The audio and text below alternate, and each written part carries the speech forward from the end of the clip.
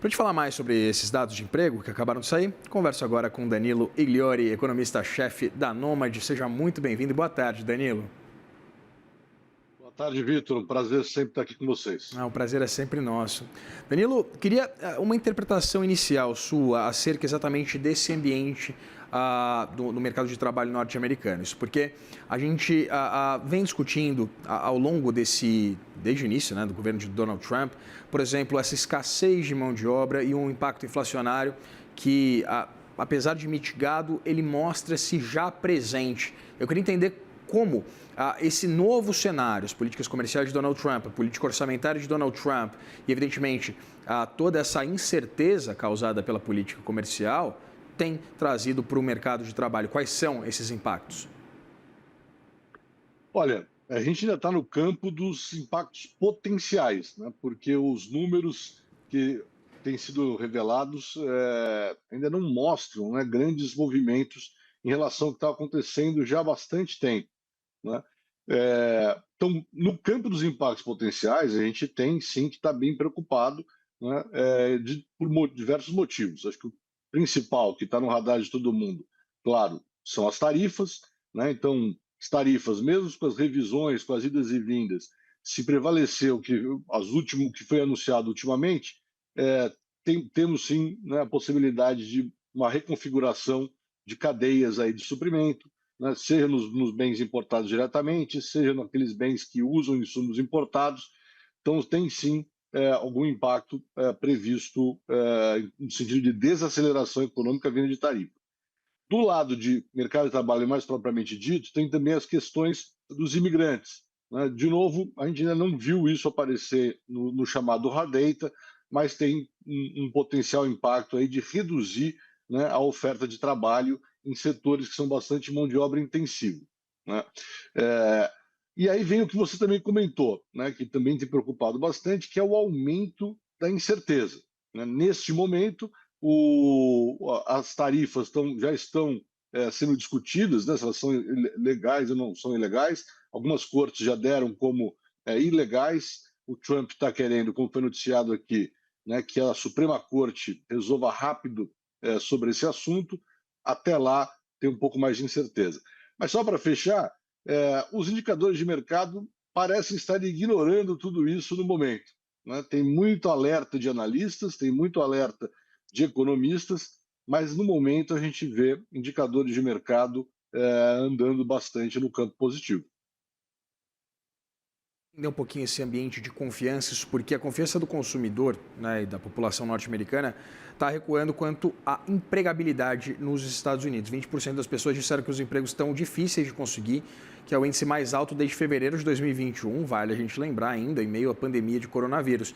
Apesar desse cenário, né, que você traz para a gente, ainda quase um stand-by, né, Danilo? Eu queria entender exatamente o que a gente pode esperar para os próximos meses, né? Porque se a gente tem todos esses elementos que a gente está discutindo agora, eu queria também uma avaliação sua acerca exatamente da demanda por essas vagas de emprego, porque a gente tem visto exatamente essa queda do número de vagas abertas.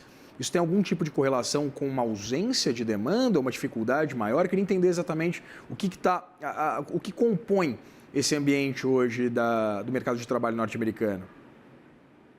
Olha, o que a gente tem visto, né, que é o mais preocupante nesse momento, é que, apesar dos números agregados, né, ainda mostrarem uma boa resiliência do mercado, ele está rodando mais devagar, né? Isso a gente percebe, é uma coisa que já vem há cerca de um ano, né? Então, embora as demissões não tenham aumentado, as admissões também não.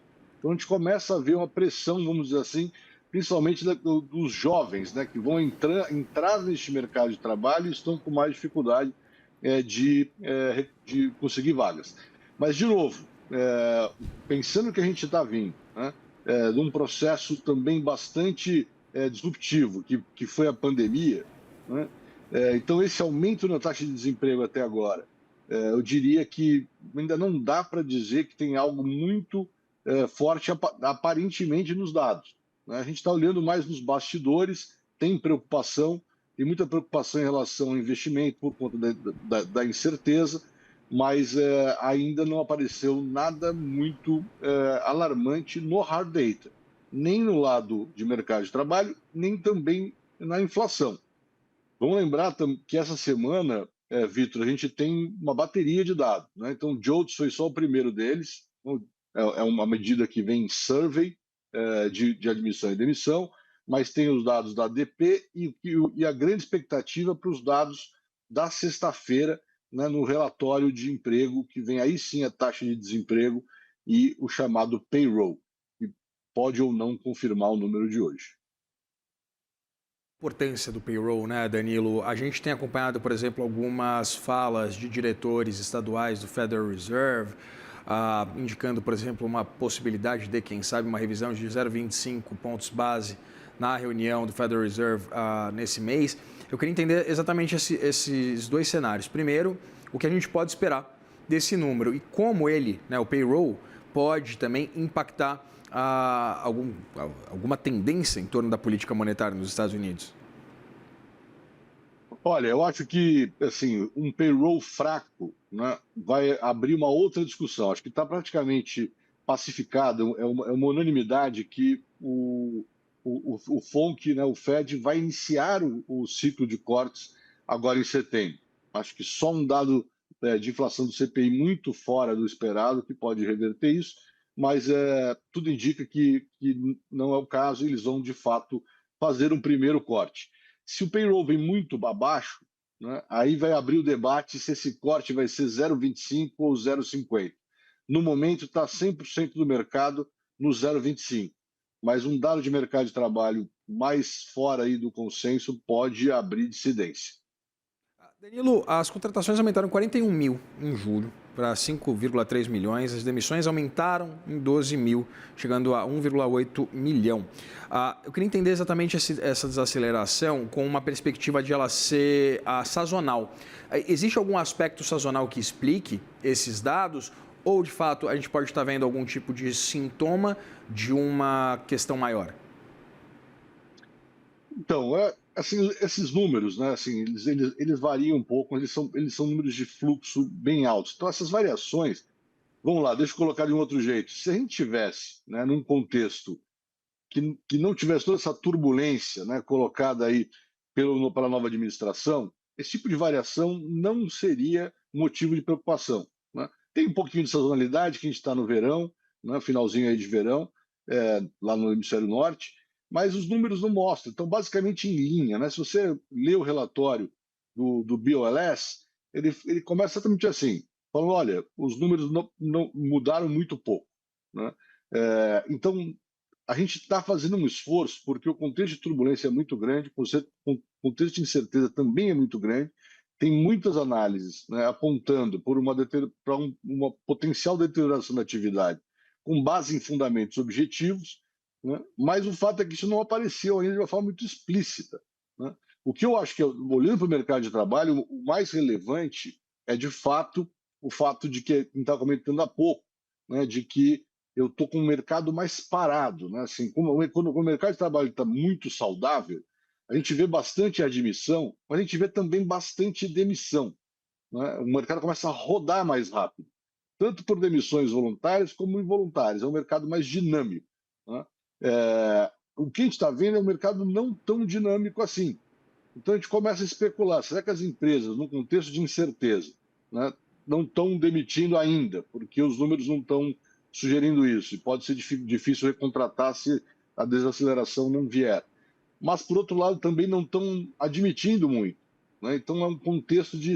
É o módulo, vou parafrasear aqui o Jerome Powell, é um módulo ainda de esperar para ver, né? E tipicamente, depois do verão, né, é um momento em que as coisas tendem a voltar a um ciclo mais típico, né? O ano começa depois do verão por lá, né? Por favor. Não queria te interromper. Não, então a gente ainda está nesse momento. Quer dizer, tem coisa para acontecer. Tarifas nem foram ainda ratificadas, estão nesse processo de discussão na justiça americana. Então a incerteza ainda está muito alta. Agora, reforço: olha para os indicadores do mercado financeiro, né, seja o mercado de bolsa, seja o mercado de títulos públicos, parece que esses riscos não estão devidamente precificados. Ainda tem uma certa euforia, né, correndo aí nos mercados. Por que, Danilo, que isso não foi precificado ainda? Essa é uma boa pergunta, né? Mas assim, o que mais transparece são duas coisas. Primeiro, uma resiliência da economia americana que emergiu, né, de uma forma muito clara no pós-pandemia. Então a gente viu um processo de aumento de juros muito forte, vindo lá de 22 para cá. Todo mundo começou a apostar que viria uma recessão importante já em 23. Muita gente perdeu dinheiro com isso, inclusive, que não veio, né? E ao contrário, a inflação veio caindo devagarzinho, com pouca ou nenhuma perda em termos de atividade, né? Então, o sacrifício para o processo desinflacionário foi muito baixo. Então, esse é o lado macro da história. Muita gente acha, olha, essa resiliência está aí, a economia americana está funcionando bem e vai continuar funcionando bem. A segunda coisa que é muito interessante é toda a história em torno de inteligência artificial, né? Então, se a gente olhar uma parte importante desses números positivos do mercado, vem em cima da tese de que a gente está apenas começando, né, a observar os impactos em cima de produtividade que essa nova onda, né, de inteligência artificial vai desencadear.